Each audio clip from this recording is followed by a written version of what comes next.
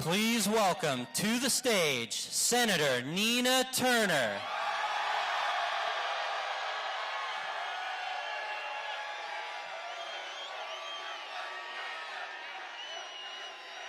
Brooklyn! Brooklyn in the house. Wow, the Reverend did that, didn't he? You know, I want to take a page, Brooklyn, if I may, from the Reverend Dr. Martin Luther King Jr. when he said that the measure of a man is not where they stand in times of comfort and convenience. And if I may paraphrase, it's where they stand when things are sure enough going wrong. That's the measure of a man. It's not where they stand when things, Brother Sean King, are polling well, but it's where they stand when the vision is ahead of the people. That's the measure of a man. And I submit to you, Brooklyn, your homegrown senator has shown throughout his life his measure. And we firmly understand the mission, but today you're going to understand the man. When you are willing to stand up and say in the face of people saying that it will never happen, that in this country it is immoral for folks not to have health care, that's the measure of a man. When you are willing in the 1980s to be one of only two white elected officials to stand by the side of the Reverend Jesse Jackson when he's running for president, that's the measure of a man.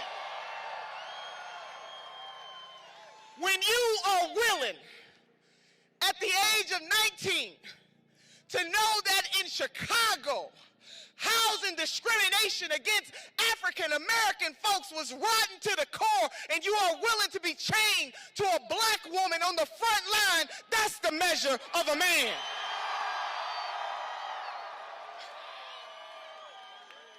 And when you are willing to go to Canton, Mississippi in 2017, Brother King, to Marshall, Mississippi with people like Brother Danny Glover, to say to the Nissan workers who are trying to unionize that you have a right to have a union and to live a good life, that's the measure of a man. And when you are willing to look Jeff Bezos in the eye, come on somebody, to say to the wealthiest man in the world that it is a sin and a shame, that it is rotten to the core, that $11 billion company refuses to pay their workers a living wage and to get that $15 an hour. Baby, that is the measure of a man. And when you dare during the debates in 2016, when the question is asked of you, what is the greatest existential crisis to this nation? And you say boldly, climate change, that's the measure of a man.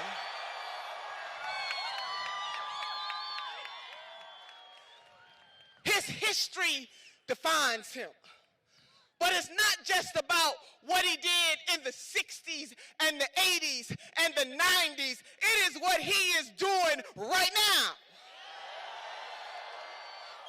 The true measure of a man, somebody that is willing to lead, somebody that is willing to have a vision even when other folks can't see it, somebody who's willing to tell the truth, the whole truth, and nothing but the truth. So help us God. That is the measure of a man. And so I say, Brooklyn, that you should be proud that the son of this city has been standing on the front lines for a very long time. Standing up for working people in this country, black, white, brown, red, yellow, and the swirl in between. gay, lesbian, bisexual, transgender, queer, Jew, Gentile, Christian, Buddhist, atheist, standing up for the people. That's the measure of a man. And so I submit to you that we're going to take this on home. That we're going to finish what we started in 2016.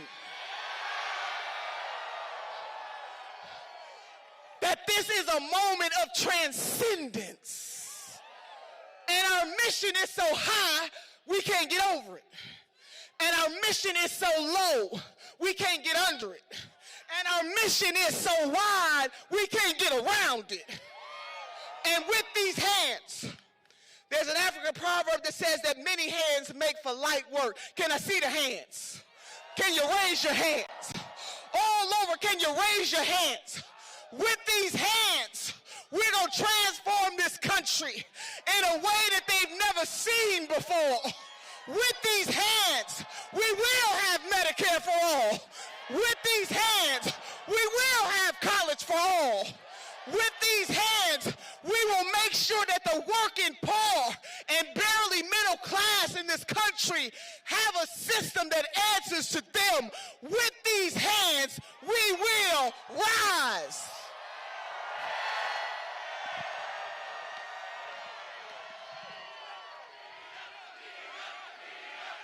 Please.